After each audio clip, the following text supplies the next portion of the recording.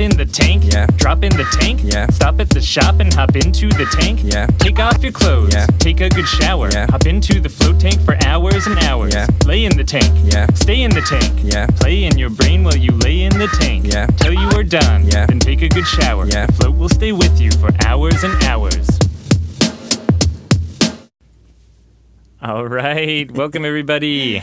I actually just recorded that intro with sound clips from Ashkahn, so I didn't need him in the studio, which is good because he is not here. So I'm Graham. And I'm Jake. And Ashkahn is off planning the Float Conference for August 18th and 19th. And in the meantime, we're going to tackle some construction questions. And today's is, what is the best way to deal with humidity in float rooms?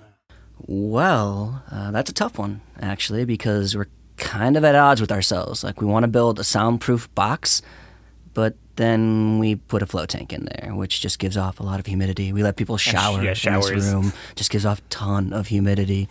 So in an ideal world, of course, 0 penetrations, no door even. Yeah. Cask of Amontillado style, just like brick the floater into the room when they go in there. Absolutely, and there's solid. That's solid high quality wall. service. That's good service. I would float at that place. Anyways, though, what it comes down to is we have to put some kind of penetrations in the room, be that for HVAC, are we doing a central forced air system, or are we putting in exhaust fans, or both, actually, is what we have at Float On. So we are pulling, a couple hundred CFMs. That's how exhaust fans are rated, cubic feet per minute.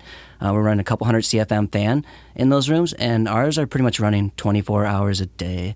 I've seen a few float centers incorporate moisture sensors, where the fan is only turning off and on when the showers are actually running, but those tend to be running all the time just because of the humidity that you're getting from the tank. And the humidity you're getting from the tank is kind of dependent on what type of tank you have. If you have an enclosed cabin style tank, you're going to get less humidity throughout the whole room than you do like for an open pool. Yeah, an open pool. Like for our two example. big open pools Yeah, definitely generate just exactly. the craziest amount of humidity in there. I mean, we're not going to keep that room at 95 degrees, 96 degrees. Like, that's unbearable. So we're going to get the greenhouse effect all the time, no matter what. That water is always evaporating right into your space, and you got to get it out of your space, or else it's going to destroy your space. You're going to end up with mold and mildew. You're going to end up damaging those very, very expensive soundproofing materials. And so just to hop in and kind of reiterate what an annoyance this is for a float tank center, it's not, you don't see a lot of sound studios out there that just have a shower in the sound studio, so when the drummer gets really sweaty, they can just hop in and shower off, and then you have to deal with like sound studios, and a lot of the materials made for soundproofing are made for that, and not really designed with waterproofing and the need to vent this huge amount of moisture. So often very porous materials as well, which is a problem for humidity. Nor do you see like the need to really soundproof a big public pool area, right? So a lot of the waterproofing materials aren't made for soundproofing, conversely. And it's just this area where float tanks are a little bit special and unique, and where extra care has to be taken, because you are essentially just puncturing giant holes in your soundproofing so you can get rid of the massive amount of humidity we generate. At this weird crossroads of recording studio and steam room. So I'm just thinking of dozens of hours of trying to think through this and figure out the best ways to deal with it ourselves. So yeah, it's not an easy thing to deal with, the humidity, because specifically of the soundproofing and this mashup. Anyway, go on. Sorry, I didn't mean to interrupt. No. There are some options, that you can do to kind of cut down that noise. One of them being maybe an inline blower motor instead of actually having the fan motor mounted in the ceiling within the room.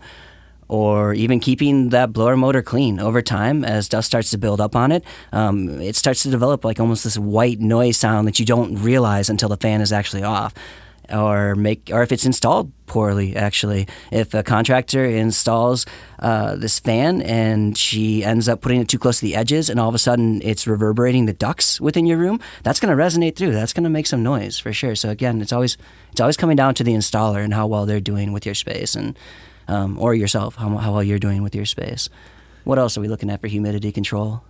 Air exchanges is a big one, and I guess the typical way that you'll accomplish so getting the humid air out is one thing. Pumping fresh air in is another part of it. Yeah. And then the other one is things like air conditioners. When you have the coolant in the air, that'll actually naturally dehumidify as it gets sucked through the system. And you do need to make sure that you probably have an air conditioning system that has humidity and humidity control built into it. And it's something to keep in mind from the beginning, like where is that condensate pump going to be located? You're going to be pulling a lot of moisture out of those float rooms. We have central air at Float On.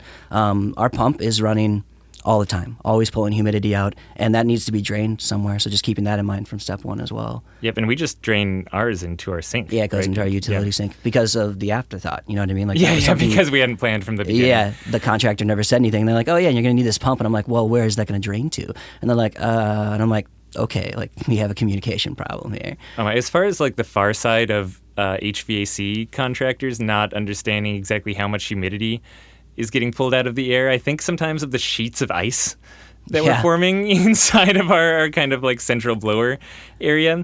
And just the humidity that was being pulled out and then getting pulled into the main system was then freezing into sheets of ice which were falling down from the system and crashing. Just sounded like something horribly wrong going on inside there. And so we had to put in more controls for that.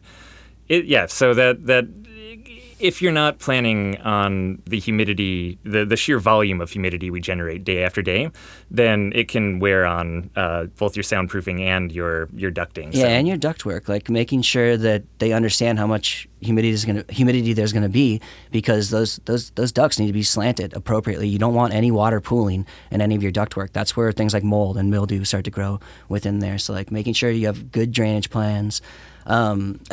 And that can work at odds, too, with flex ducting, which is also what you want for soundproofing, as far as soundproofing Everything's solutions. a trade-off. Yeah, so, and then that is another soundproofing one, is at least on the little areas where you're crossing over your walls, do a little decoupling. Even if you're using rigid ducting for the rest of it, have just a little piece of flex ducting that goes over your walls. Or what we do is once we go kind of up into our ceiling, anything that's up in there is flex ducting, and then anything that's actually surface mounted down in our lobby or in the hallways or anything is all rigid. And that's pretty common as well. But that is, if you just have rigid duct going through, again, you can just imagine sound waves hitting that rigid duct and traveling throughout your entire space and amplifying. And so it kind of makes sense just intuitively that flex duct is a little better at that. I think it's also worth jumping back to the need for fresh air in your space. So if you have central forced air, like that's pulling in fresh air all the time, they say there should be a certain gap under your door to pull fresh air into the room. Well, that's, again, at odds with what we're trying to do. We're putting door bottoms on. Yeah, we want to special people into the rooms. Yeah. Like gap under the door. What are you talking about?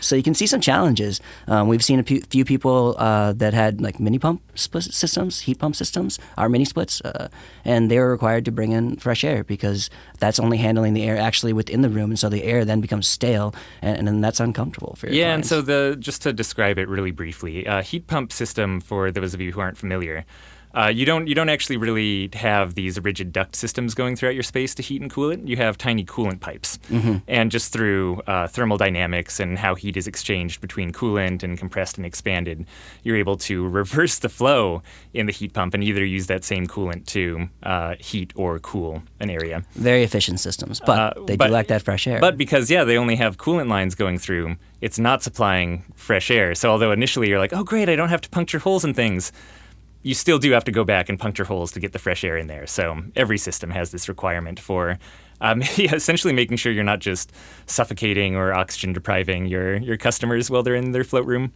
Yeah, and you want them to be comfortable. When we're thinking about this humidity, we're not just comfort worried. And not killing. Not killing. So definitely that. I'm not sure which one comes first, but like for what it's worth, both of them are on that list. We want it to be comfortable for our clients in those rooms as well. When the humidity climbs up, that relative humidity, it becomes very uncomfortable for your clients. It's hard to breathe. When you have 40% relative humidity is where we kind of try to keep it, but of course it spikes when you're opening doors and everything. 83 degrees feels like 83 degrees. When you start climbing up that spectrum and all of a sudden you're at like 90% relative humidity, 83 degrees can feel like you're in the 90s. 2,000 degrees yeah, or it's something. insane. Like it's completely uncomfortable and you're flop sweating as you're trying to like tie your shoes or something like that. So comfort for your clients as well is, I think, a big factor in controlling the humidity within your space. Yeah, for sure. If you haven't looked at it, look at relative humidity and perceived temperature, it's and just crazy. take a look at the scale. It kind of blew my mind when I started researching all this stuff. Like, But it makes sense. Like, you feel these things, and you're like, oh, that's strange. Like, you always hear, like, oh, it's the humidity, because, like, Minnesota, man. Yeah, like it's humid. I'd take a dry heat over a Right, humid heat, and yeah. but it's scientific. I prefer no heat. That's why I live in the Pacific Northwest. And it has to do with our cooling mechanism as human beings too. It's just we sweat to cool ourselves off. So the higher the humidity, the less our sweat is actually doing. And when you're at 100 humidity, in fact, our built-in cooling mechanism is doing almost nothing. So it's really easy to overheat. Dangerous. Yeah. So again, kind of nerdy little humidity Don't humidity kill your rant there, clients. but yeah, Yeah. don't kill your clients. Keep them comfortable in some sort of order. And yeah, is that about it for ventilation? Yeah, I think so. Yeah. As Cool, far as, like, just- pulling the humidity out of the rooms, you're going to get spikes in the rest of your place, too. But Yep. So some things to consider again, and no matter what system you go with, just bear in mind that this is a balance that has to be considered. Is how are you going to soundproof it? This is a discussion you should be having with your HVAC person. It's probably going to involve, again, fans a little removed, things like using flex duct instead of solid duct. You might hear things like HVAC boots, kind of big heavy things you attach to the ducts to stop them from vibrating for the rigid ducting. All of these should be discussions that you're having. You might talk about dead vents, which we won't go into now. That might be a topic for a different episode. and talking about this stuff in the beginning when you're actually writing up bids, because you don't want to be doing this after the fact. That's where change orders come in. That's where a bid all of a sudden starts to climb in price very, very quickly. Yeah, and make sure that your contractors know too exactly how much humidity you're dealing with. You'll be doing 2 showers every hour, hour and a half, 2 hours, something like that. Probably 2 a shower showers right after each other when you're changing clients. Yep. So maybe a shower every hour or more on average, and that your tank is going to be putting off humidity for every room. Like, make sure they really comprehend the sheer volume of humidity that your center will be generating, and that they're planning their system accordingly. And if you're curious to know how your center is performing, like once this is started, or if you have one that's up and running now, hygrometers, you can mount those in your rooms, and they'll tell you the humidity. You should say hygrometers. Hygrometer. With a G, with not a G. a D. With a G, that's right, hygrometers. And then they'll let you know what your relative humidity is within that space. So we rock that at Float On. Yeah, and you can see it spike during floats inside the float tank. You can see it vent out when we kind of kick on our main system a little bit heavier in between floats to really vent everything out. And it's interesting data to look at. It's fun to nerd out. It's cool stuff to look at. Yeah. It's fun to nerd out for sure. And if you have questions of your own, head on over to floatanksolutions.com/podcast. Thank you. Thanks, everybody.